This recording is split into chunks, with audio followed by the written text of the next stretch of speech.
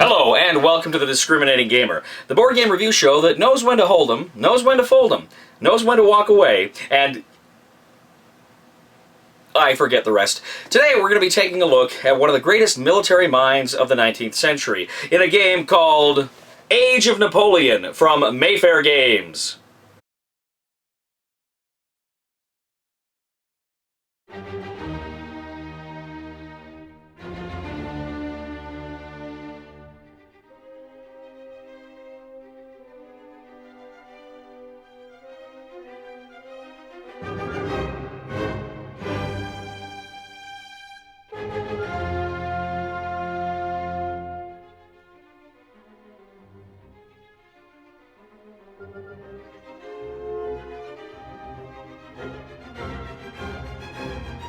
In Age of Napoleon from Mayfair Games, one player takes on the role of the French under Napoleon Bonaparte. The other player takes on the role of the coalitions that were arrayed to defeat Napoleon, led by Great Britain. Now, over the course of the game, some of the various other nations, Prussia, Austria, Russia, Spain, come into play. They can be conquered, they can switch sides, as well as a host of a number of smaller countries and principalities around Europe. Essentially, the game plays out in a series of phases. Now, one of the phases is the diplomacy phase. It's a card-driven game, so you're going to play cards that affect the diplomacy. They allow you to kind of push some of those neutral states more toward your coalition or away from your enemy. They let you play some dirty tricks on your enemies as well. But generally, that's where you're trying to realign the political orientation of the continent. Now, in the campaign phase, this is kind of the heart of the game because this is the military, the real meat of the war game aspect to Age of Napoleon. Essentially, the basic unit of the game is the corps, a corps representing roughly 40,000 troops in battle. Now, each corps is named after an actual Napoleonic general, and these are very cool. It's kind of neat playing this game with these various actual historical generals commanding their corps. Each of these corps generals has ratings. It has a battle rating, essentially how powerful it is in battle. Its movement rating, of course, how far it can move. And its seniority rating, essentially how many other corps that commander can command in battle. Essentially, if you place one of those commanders on top, he can command a number beneath him equal to his seniority rating. And that whole stack, then, is an army. Well, you, of course, move your armies into enemy-held territories. Then you add up your battle ratings, your enemy's battle ratings, for all the units that can participate in the battle. You each roll a die and consult your battle rating on a chart, and depending on what you rolled, you can deal either temporary or permanent losses to the enemy. Temporary losses simply go into kind of a prisoners of war box that they can be exchanged later in the game. Now, also, you can try to conquer enemy nations and try to bring them over to your side through military force. Also, this game plays out over a number of seasons, over a number of years. And during the winter seasons, you essentially have to roll for attrition. You have to make sure that your forces have enough to eat, if they're supplied, and of course there are inevitably going to be losses to your forces in those winter months. So timing of your attacks and your campaigns can be critical in this game. You can make one major campaign move during the campaign season, but you're going to, if you have a card, maybe you can do more. Now, finally, victory conditions. There are different victory conditions, generally depending on scenario, but conquering France is always one of them. There are 3 scenarios that come with the game. There is an 1805 scenario, an 1809 scenario, and an 1813 scenario, and they are all based on the actual historical orientations of Europe at the time. So, what do I think of Age of Napoleon?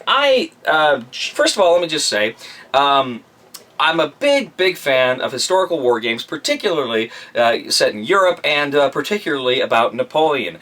I think Napoleon was a fascinating figure, not a good guy, he was kind of mean, but he's fascinating nonetheless, and the Napoleonic Wars are kind of an era that really stick in my mind. I really enjoy learning about them.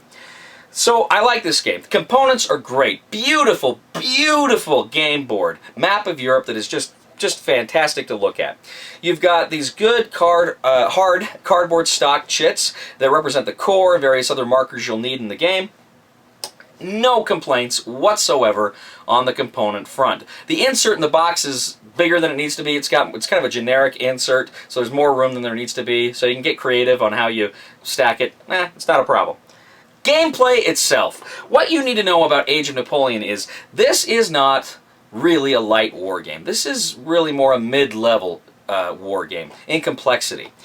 Don't let that scare you off. It's not so complex that, you know, a basic war gamer isn't going to handle it. If you're only experienced with a war game, something like Memoir 44, well, it's going to be a bit more complex than that. But this is not terribly complex. In fact, I don't think it's really too complex for anybody that plays standard war games. If you play Axis and Allies, there's a little bit more to this game than something like that. But I think you're on a good footing to kind of take a crack at something like this.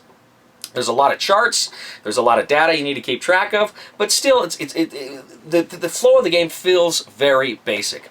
I love the historical theme of this game. I love the corps. I love how each corps represents specific generals, and how there's only so many things they can do, and how you have to kind of plan how you're going to stack your generals in order to use them and maneuver with them into battles.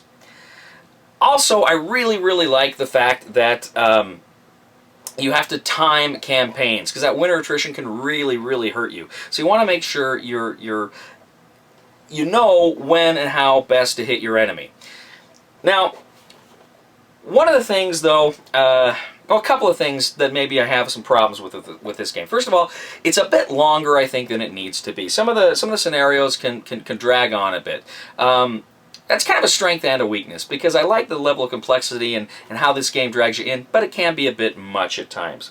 Also, because it's a card-driven mechanic, there's a lot of luck in this game. There is a whole lot of luck in this game.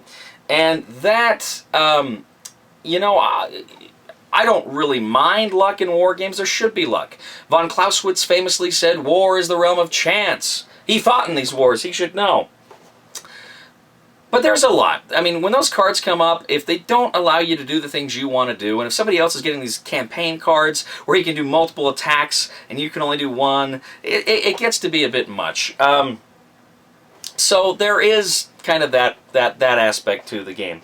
Still, it's a good, solid war game. If you like war games, this one fits the bill. I like Age of Napoleon quite a bit. I definitely think it's one you should check out. So the recommendation for the discriminating gamer is, if you like mid-level complexity war games, buy it.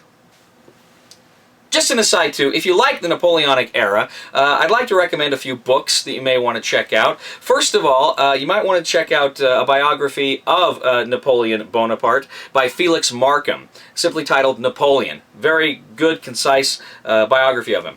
If you want to look at the Duke of Wellington, England's greatest heroes from the war, Wellington, Personal Life by Christopher Hibbert is a great book to check out. If maybe you don't like the history so much and you like historical novels, you'll definitely want to check out Bernard Cornwell's Richard Sharp series. It's about a rifleman set in the Napoleonic Wars, and also probably the best series of novels I've ever read, my favorite series of novels I've ever read, and that is the Horatio Hornblower novels by C.S. Forster. It's about a British naval captain during the Napoleonic Wars. Also, a great book that is set in the Napoleonic Wars is Brigadier Gerard by Sir Arthur Conan Doyle. It's about kind of an inept French officer who thinks very highly of his own skills, but is kind of an Inspector Clouseau of the French army at the time. But he still manages to make things work. They're all great, fun books. I recommend you check them out. Thank you so much for joining us here today on The Discriminating Gamer. Please, please, please like us on Facebook and subscribe to us on YouTube. We are The Discriminating Gamer. That's my French. Please somebody help me on my feet again.